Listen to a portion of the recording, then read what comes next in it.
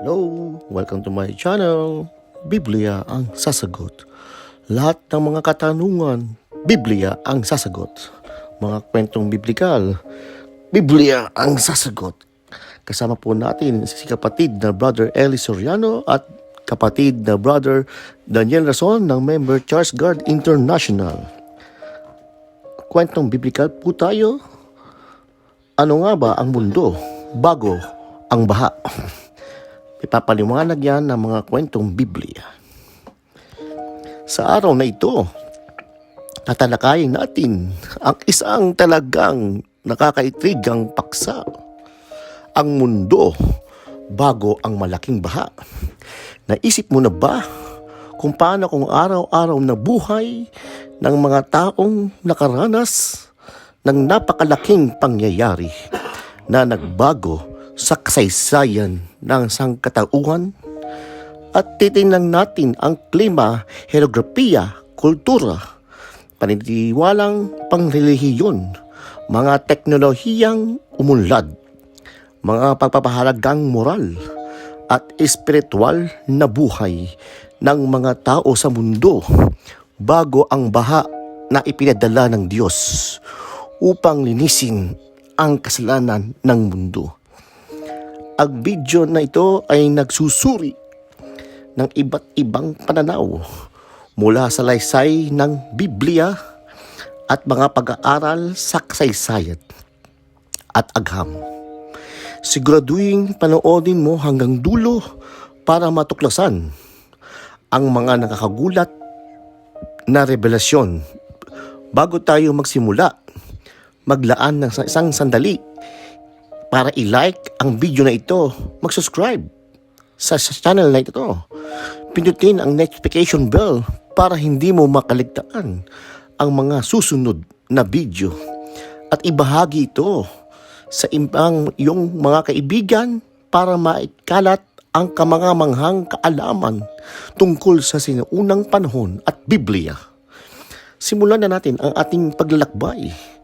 Ang mundo ang bago ang baha ay kakaiba sa isang mahalagang aspeto kumpara sa mundong kinalalagyan natin ngayon. Isang kapansin-pansin pagkakaiba ay ang mahabang buhay ng mga naniniraan noon. Alam mo ba na bago ang baha, mas matagal ang buhay ng mga tao? Ayon sa Biblia, ang mga patriarka nung panahon iyon ay nabuhay ng ilang daang taon mula sa ilang siglo hanggang sa isang milenyo.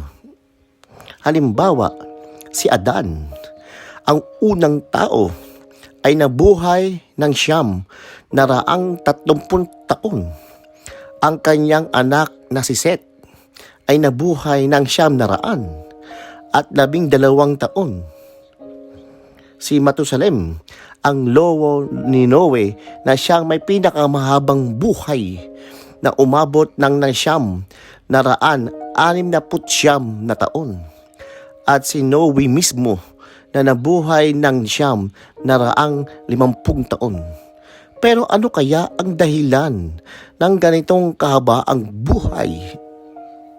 Maraming teorya ang umiral, ngunit isang malawak na tinatanggap ng paliwanag ay ang pagkakaroon ng water vapor canopy na bumabalot sa mundo.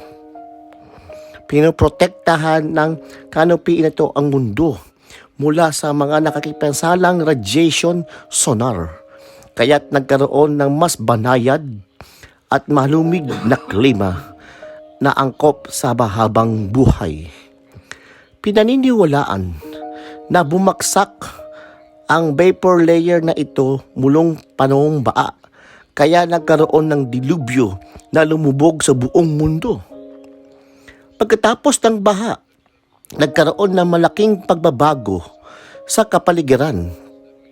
Naging mas malamig at mas tuyo. At tumaas ang radiational sonar na nakakaapekto ng masama sa kalusugan ng tao. Dahilan upang bumaba ng mas malaki ang haba ng buhay. Isa pang mahalagang pagkakaiba ng mundo bago ang baha ay ang antas ng pakikipag-ugnayan ng Diyos sa mga tao. Isinasalaysay ng mga kasulatan na may direktang komunikasyon ang Diyos sa ilang individual tulad nila Adan, Eva at Cain, Abel, Enoch at Noe, na nagbibigay sa gabay na mga propesiya at pagpapala. Nagbigay rin siya ng mga hatol at kaparusahan hanggang sa mga kasalanan. Bukod pa rito, inilarawan ng kasulatan ang isa sa kakaibang pagsasama ng magbanal at mortal bago ang baha. Ang unyon ng mga anak ng Diyos at ang mga anak na babae ng tao, nagbunga ng isang lahi ng mga higante na kilala bilang Nephilim. Ang pagkakilanlan ng mga anak ng Diyos at anak ng babae ng tao, pati na rin ang kalikasan ng mga Nephilim ay nagbibigay ng maraming diskusyon sa mga eskolar. Isang kilalang teorya ang nagsasabi na ang mga anak ng Diyos ay naghulog na anghel na sumuway sa Diyos at bumaba sa lupa upang makipag-ugnayan sa mga kakabaihang tao, ang mga anak ng babae ng tao. Ang pinagbabawal na pagkasamang ito ay nagresulta ng pagsilang ng mga Nephilim, mga hybrid na nilalang na parehong katangiang tao at anghel, na kilala sa kanilang malakas na lakas, malaking tangkad at masamang likas na ugali. Malaki ang naiambag ng mga hybrid na nilalang nito sa karahasan at katiwalian na lumaganap sa lupa, na humantong sa pagkondena ng Diyos at ang hatol ng malaking baha, upang lubos na maunawaan ang mga dahilan sa likod ng paghihimaksik ng mga nahulog na anghel. Kailangan nating sumisid ng mas malalim sa kwento at bumalik pa bago ang paglikha ng mundo. Sa kwento bago pa ang paglikha ng lupa, inilahad ng Biblia ang pag-iral ng Diyos kasama ang kanyang kadakilaan, na kasama ang kanyang anak na si Jesus. Sa panahong ito, nilikha rin ng Diyos ang mga anghel bilang mga espiritual na nilalang na talaga sa paglilingkod at pagsamba sa Kanya. Sa mga makalangit na nilalang na ito, si Lucifer, na kilala bilang tala sa umaga dahil sa kanyang kahanga-hangang kagandahan, katalinuhan at kapangyarihan, ay namumukod tangi. Siya ang itinalaga ng tagapagbantay na kerubin na nangangalaga sa trono ng Diyos. May mataas na ranggo sa mga anghel at may direktang pagpalit sa presensya ng Diyos. Ngunit si Lucifer ay nakaramdam ng pagkadismaya sa kanyang tungkulin. Hinangad niyang maging kapantay ng Diyos mismo. Dahil sa kanyang pagmamataas, inggit at walang hanggang ambisyon, na paniwala ni Lucifer ang ikatlong bahagi ng mga anghel na sumama sa kanyang paghihimagsik laban sa Diyos. Ang kanyang hangarin ay agawin ang trono ng Diyos at tumanggap ng pagsamba mula sa lahat ng nilikha. Gayunpaman, dahil sa kapangyarihan at soberanya ng Diyos, napigilan ang mga plano ni Lucifer at itinapon siya at ang kanyang mga rebelde mula sa langit. Inilipat sila sa lupa. Matapos ang kanyang pagbaksak, si Lucifer ay nakilala bilang Satanas, na ang ibig sabihin ay kalaban, at ang kanyang mga tagasunod ay tinawag ng mga demonyo. masasamang espiritu sa ilalim ng kanyang pamumuno na nagsimula na pagpaywatig ng isang walang katapusang espiritual na labanan sa pagitan ng kaharian ng Diyos at ng madilim na kaharian ni Satanas. Nang likhain ng Diyos ang mundo at nilagay ang mga tao na ginawa ayon sa kanyang imahe sa ibabaw nito, nakita ni Satanas ito bilang pagkakataon upang gantihan ng Diyos sa pamamagitan ng pagkasira ng kanyang bagong nilikha. Itinuturing ni Satanas na ang lupa ay ang kanyang teritoryo at sina Adan at Eva bilang mga manlalabag. Gamit ang ahas na isa pinakamalalam na nilalang ng Diyos, nilinlang ni Satanas si Eva. Pinaniwala niya ito na ang pagkain ng ipinagbabawal na prutas ay magbibigay sa kanya ng pagka-Diyos at kaalaman tungkol sa mabuti at masama. Sa tukso ng pandaraya, kinain ni Eva ang prutas at ibinahagi rin ito kay Adan na humuntong sa kanilang pagsuway sa Diyos. Ang gawaing ito ay hindi lamang nagresulta sa pagkawala ng kanilang inosente at pakikipag-isa sa Diyos, kundi nagsilbi sa unang pagkahulog ng sangkatauhan sa kasalanan. Bilang resulta ng kanilang pagsaway, nawala kila Adan at Eva ang kapangyarihan ipinagkaloob sa kanya sa lupa na ipasa ito kay Satanas na itinawag na prinsipe ng mundong ito.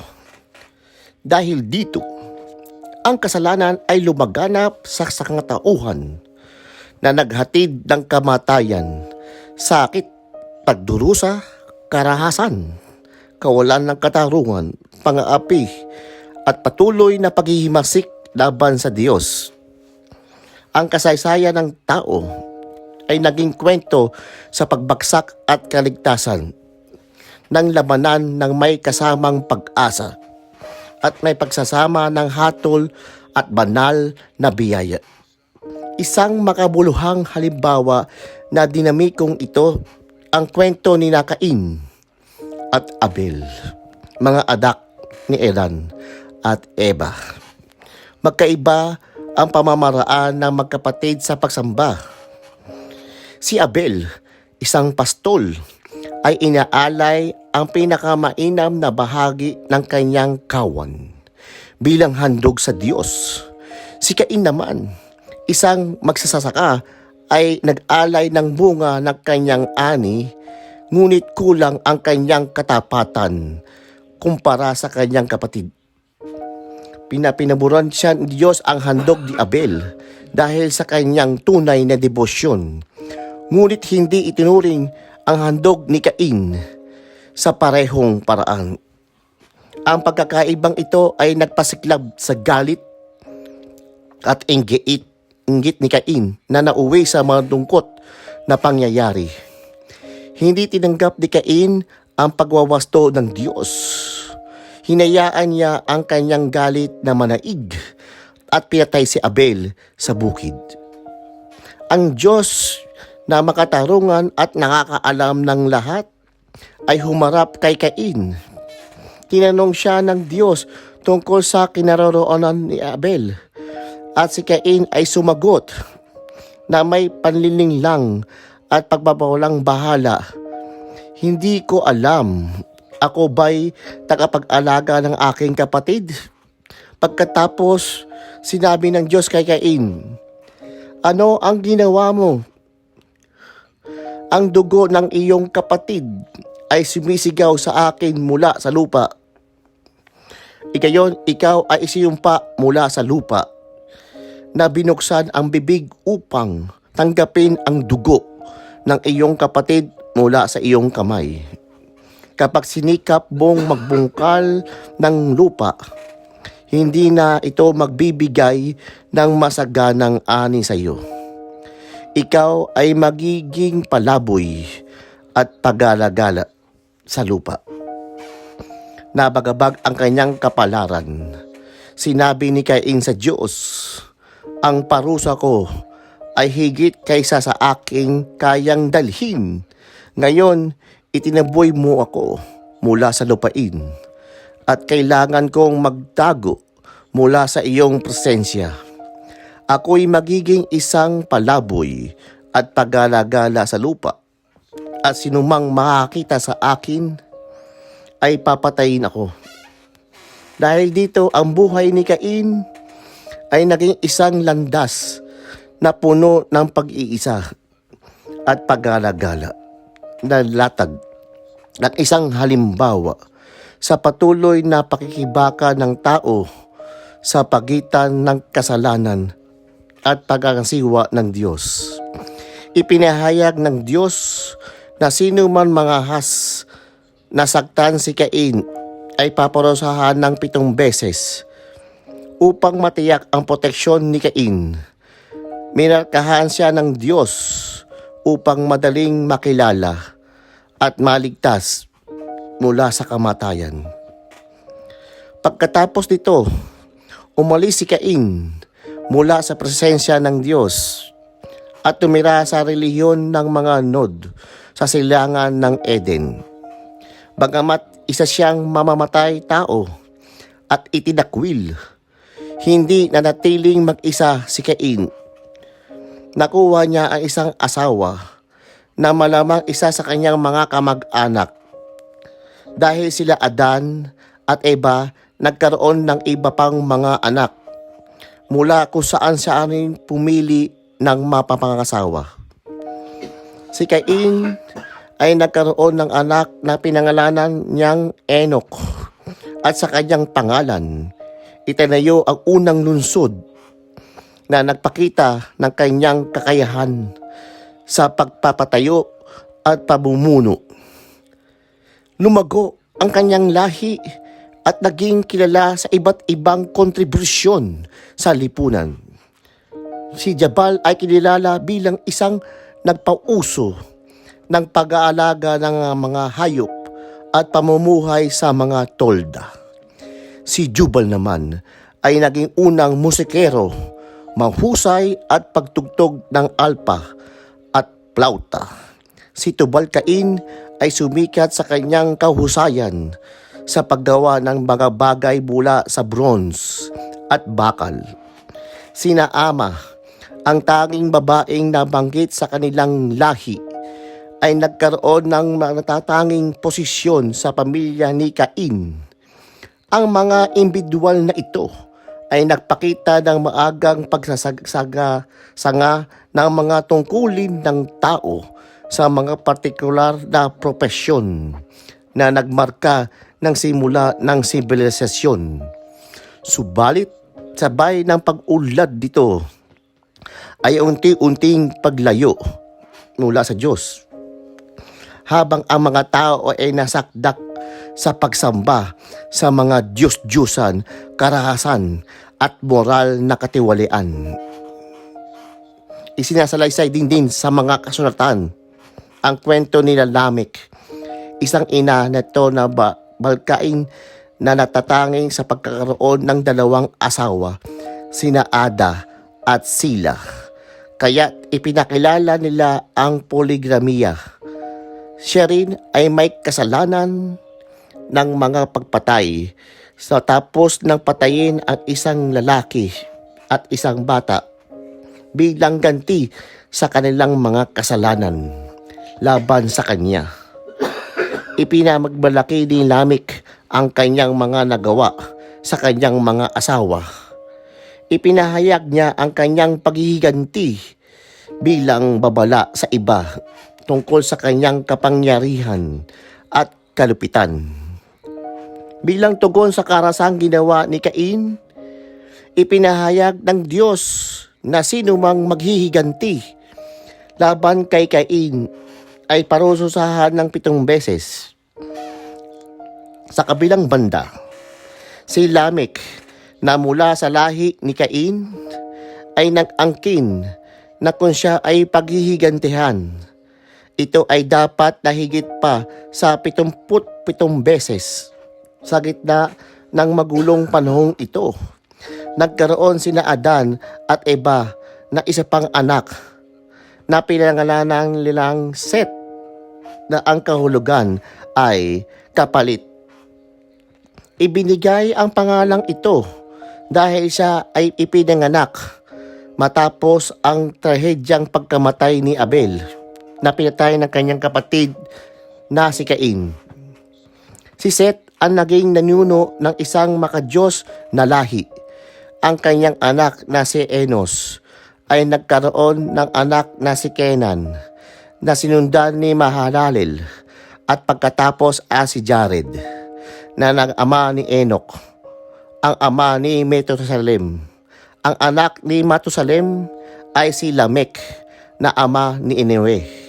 Ang lahing ito na kilala bilang anak ng mga Diyos ay kilala sa kanilang debosyon at pagsunod sa Diyos ng malinaw na naiiba sa mga anak ng tao na tumalikod sa Diyos at niyakap ang kasalanan.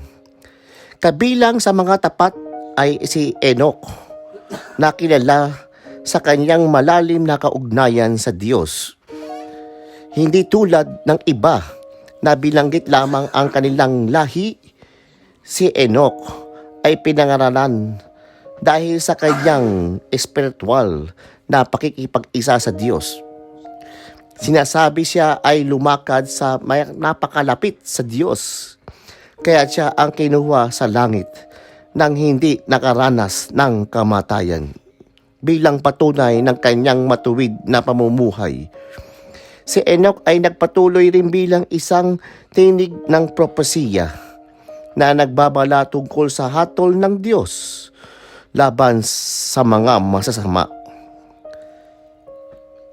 Ang kanyang buhay at ang pagkakyat sa langit ay nagsilbing gabay ng katwiran na nagpapakita ng paghahanap sa kalooban ng isang kabila ng isang tiwaling henerasyon. Ang mundo bago ang baha ay tinampukan ng malawakang katiwalian at moral na pagbaksak, kung saan ang kasakiman at kasamaan ay laganap sa lipunan.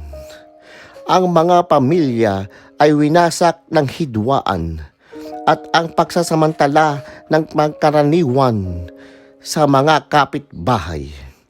Ang lupa ay itinuring ng Diyos na tiwali at puno ng karahasan, habang ang kaisipan ng tao ay laging nakatuon sa kasamaan. Nakita ng Diyos ang paglalang sa kasamaan ng sangkatauhan at napansin na ang katiwalian ay sumalot sa lahat ng buhay na nilalang. Dahil sa matinding kalungkutan ng Diyos sa moral at pagkabulok ng sangkatauhan, nagpasya siya ng linisin ang mundo mula sa mga naninirahan dito, mga tao, magkasama ang mga nilalang sa lupa, hangin at dagat. Subalit, sa gitna ng hatol na ito, namukod tangi si Noe bilang isang huwaran ng kabutihan. Si Noe ay itinuturing na matuwid at walang kapintasan sa kanyang panahon, at nanatili siyang malapit sa Diyos. Siya ang ama ng 3 anak na sina Sem, Ham at Chapit. Dahil sa kapagkilala sa integridad ni Noe, pinagkatiwalaan siya ng Diyos ng isang napakalaking tungkulin, ang paggawa ng isang malaking arka upang iligtas ang isang natitirang bahagi ng buhay sa pamamagitan ng isang napakalaking baha na disenyo ng isang baguhin ang takbo ng kasaysayan ng tao. Ang arka, ayon sa disenyo ng Diyos, ang isang napakalaking istruktura na may sukat na humigit kumulang 400 at 50 talampakan ang haba, 75 talampakan ang lapad, at 45 ang taas, ginawang upang tiisin ang lakas ng delubyo. Ang sasakyan ito ay maingat na ginawa mula sa kahoy ng gopher na kilala sa tibay at paglaban nito sa tubig. Pinahiran ito ng alkitra sa loob at labas upang matiyak na hindi ito tututulo. May 3 palapag ang arka na may mga silid upang masilungan ang pamilya ni Noe. Pati na rin ang kumulang 40,000 hayop na bibigyan ng kalungan at pagkain. Ang arka ay mayroon ding isang bintana at isang pintuan sa gilid ito, na tanging ang Diyos lamang ang may kapangyarihang bumuksan o isara, na sumisiblo sa banal na kontrol at proteksyon. Sa loob ng humigit kumulang 120 taon, itinayo ni Noe ang arka na sinunod ng mahigpit ang mga tagubilin ng Diyos. Sa panahong ito, nagsilbi rin siyang bilang isang mangaral ng katwiran. Inihikayat ang kanyang mga kapanahon na tumalikod sa kanilang masamang gawa at binabalaan sila sa nalalapit na kapahamakan. Kaya't ang arka ay hindi lamang isang kamanghang likha ng sinaunang enerhiya, kung hindi isang malalim na simbolo ng awa at kaligtasan ng Diyos sa gitna ng palalapit na hatol. Sa kabila ng patuloy na babala ni Noe at ng kanyang hayag na pagsikap sa pagtayo ng arka, itinuring siya ng kanyang kapanahon bilang isang baliw. Tinutuya siya hindi naniniwala sa nanalapit na paghatol ng Diyos dahil hindi kailanman umulan doon sa mundo noon. Hindi nila nalalaman ang parating napakalaking baha kung saan siklab ang mga tubig mula sa ilalim ng lupa at bubuho sa ulan mula sa kalangitan. Kaya't nagpatuloy sa kanilang pang-araw-araw na gawain. Walang kamalay-malay sa kanilang pangangailangan para sa pagsisisi. Hindi nila nauunawaan na ang araw ng paghuhukom ay darating ng hindi inaasahan, tulad ng isang magnanakaw sa gabi. Ang tanging paraan ng kaligtasan nila ay ang pagsasok sa arka, isang hakbang ng pananampalataya na hindi nila nais gawin. Nang dumating ang takdang oras, inutusan ng Diyos si Noe na sumakay sa arka kasama ang kanyang pamilya dahil sa kanyang matatag na katwiran. Inilahat ng Diyos ang mga hayop na dapat iligtas. 7 pares bawat malilinis na hayop at 1 pares ng bawat malilinis na hayop, asama ng 7 pares na mga ibon upang matiyak ang pagpapatuloy ng kanilang mga uri pagkatapos ng baha. Ang utos na ito ay upang manatili ang buhay ng buong mundo matapos ang pinsalang dulot ng baha. Sumunod si Noe sa mga tabuglilin ng Diyos, at pagkatapos ng 70 araw, nagsimulang umulan ng walang tigil sa loob ng 40 araw at gabi, na layunin burahin ang lahat ng nabubuhay na nilalang sa mundo bilang isang banal na paglilinis. Sa edad na 600 taon, nasaksihan ni Noe ang kaganapang ito. Ligtas na nakasakay sa arka, kasama ang kanyang pamilya at mga piling hayop sa araw na itinakda ng Diyos. Ito ay isang napakasayang sandali na nagpapakita ng kabaksikan ang hatol ng Diyos at ng kanyang biyaya.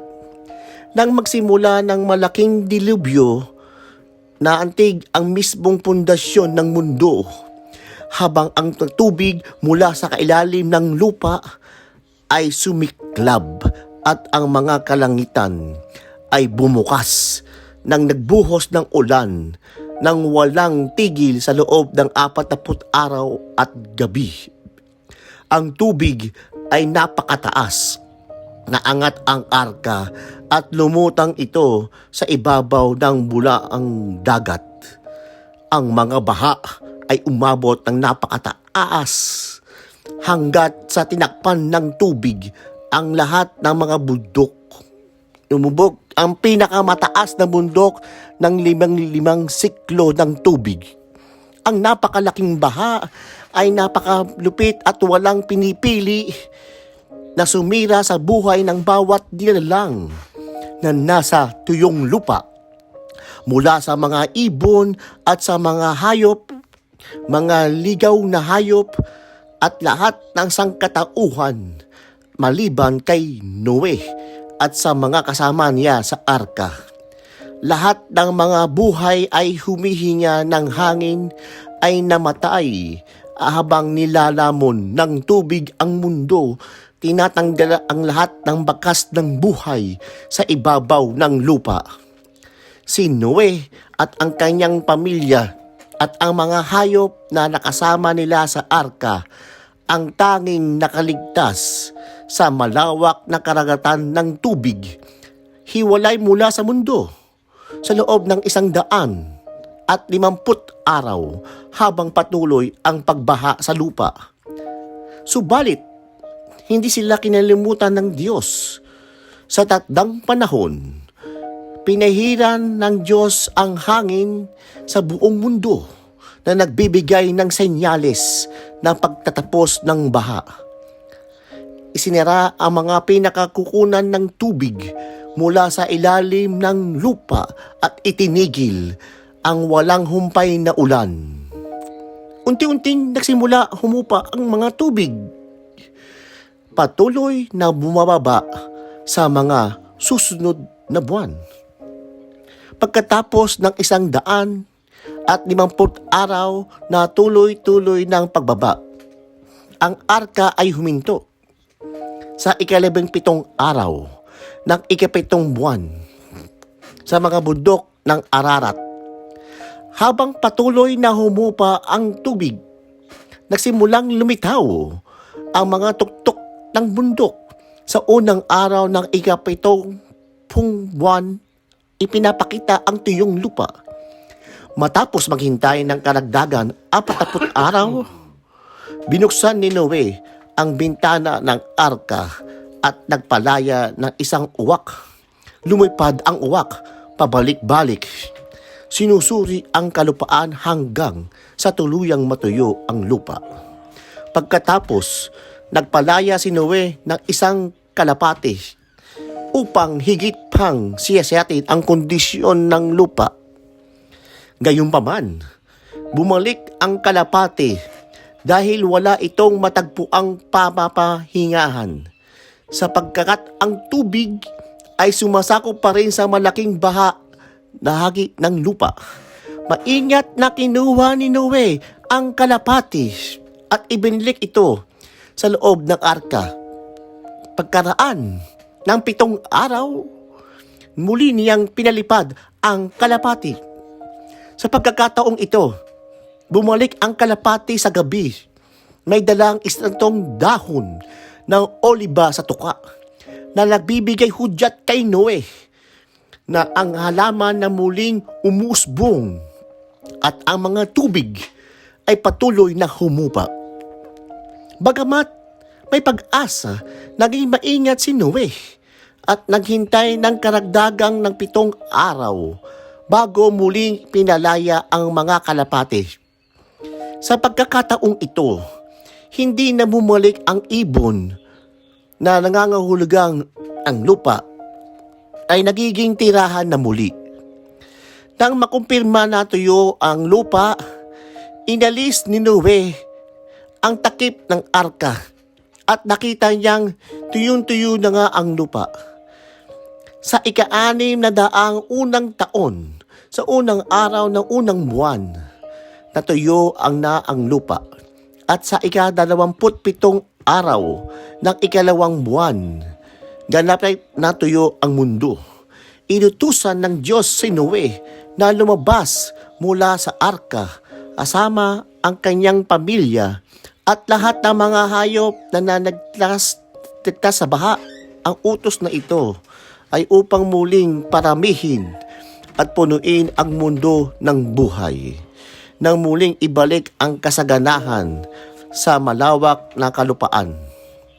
Si Noe ang nangunguna sa paglabas ng lahat ng nilalang upang sila'y magpakarami at muling punuin ang mundo ng buhay at gawain na nagmamarka sa bagong simula para sa lahat ng nilalang.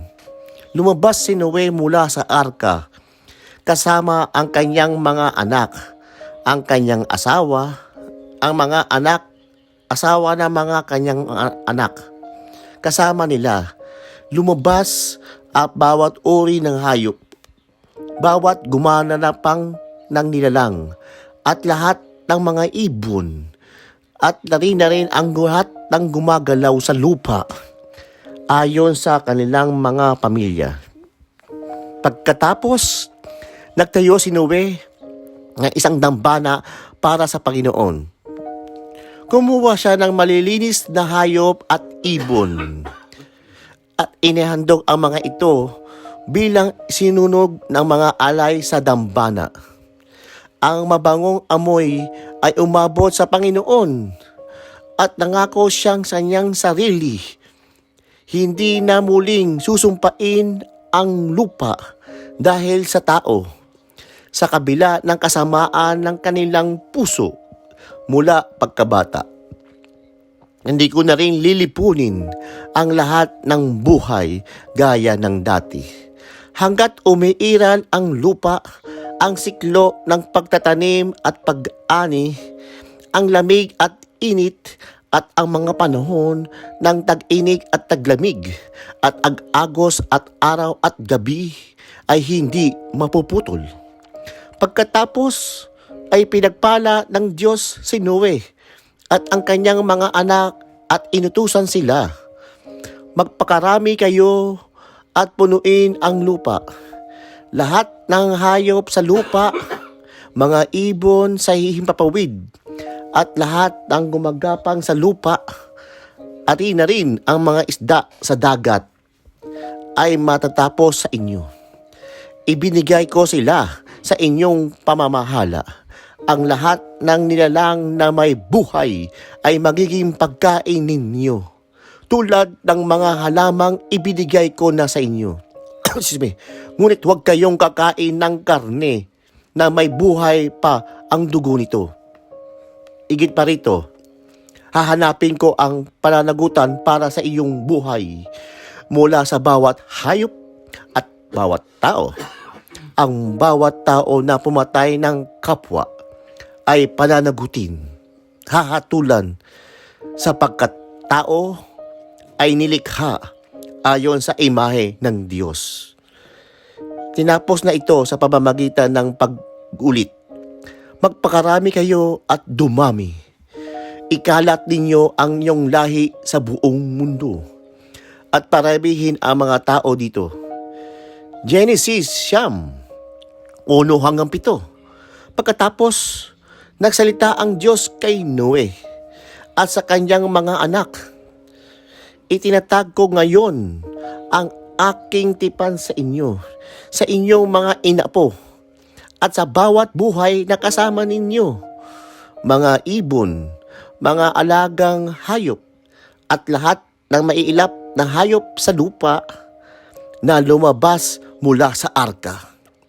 Ang tipan na ito ay para sa bawat hayop sa mundo. Ipinapangako ko sa inyo na hindi muling wawasakin ang lahat ng buhay sa pamamagitan ng tubig at hindi na magkakaroon ng baha upang puksain ang lupa.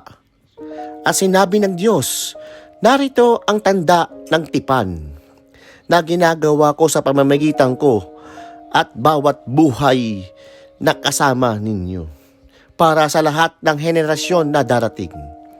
Iniligay ko ang aking bahaghari sa mga ulap at ito ay magsisimbolo ng tanda ng pagsunduan sa pagitan ko at mundo.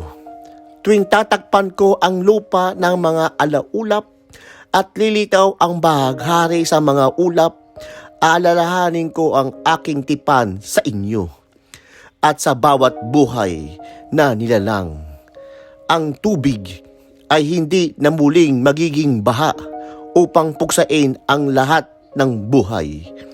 Tuwing lilitaw ang bahaghari sa mga ulap, makikita ko ito at alalahanin ang walang hanggang tipan sa pagitan ng Diyos at ng bawat nilalang sa lupa.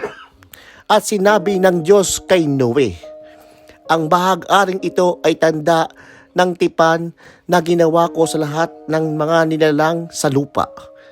Genesis 8:8-17. Ang bahaghari ay nagsisilbing patotoo sa tipan ng Diyos kay Noe at sa buong nilikha.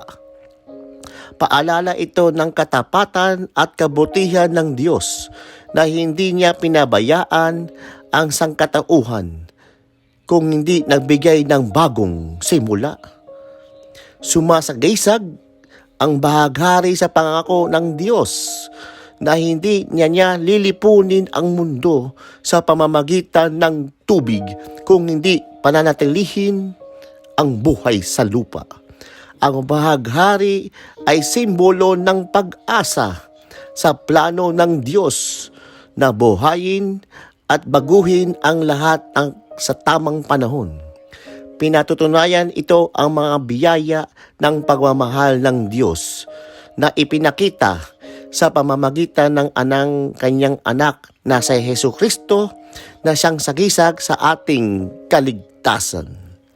Dito nagtatapos ang kwento ng malalaking baha na magdadala sa atin sa kwento ni Noe at ang kanyang mga anak na kumalat sa buong mundo at nagtatag ng mga bansa. Subalit, yan isang kwento para sa ibang video. Mangyayaring ibahagi ang inyong mga saloobin tungkol sa pagsang ito sa mga komento nang may paggalang sa opinyon ng bawat isa. Sana ay naging kapapanabik-panabik para sa iyo ang video na ito. Kung pinahalagahan ninyo ang nilalaman na ito, suportahan ang aking channel sa pamamagitan ng pag-subscribe upang hindi nyo makaligtaan ang aming susunod na mga video. Ibahagi rin ito sa iyong pamilya at mga kaibigan. Pindutin ang like at ipahayag ang iyong mga opinyon sa mga komento. Ang inyong pakikilahok ay makakatulong na maabot ang video na ito ng mas malawak na madla. Sama-sama, palawakin natin ang ating mga kaalaman at magbigay ng kaliwanagan sa marami pang isipan. Maraming salamat sa inyong panonood, brothers and sisters. Malaway pagpalain kayo ng Diyos. Salamat po. Hanggang sa muli.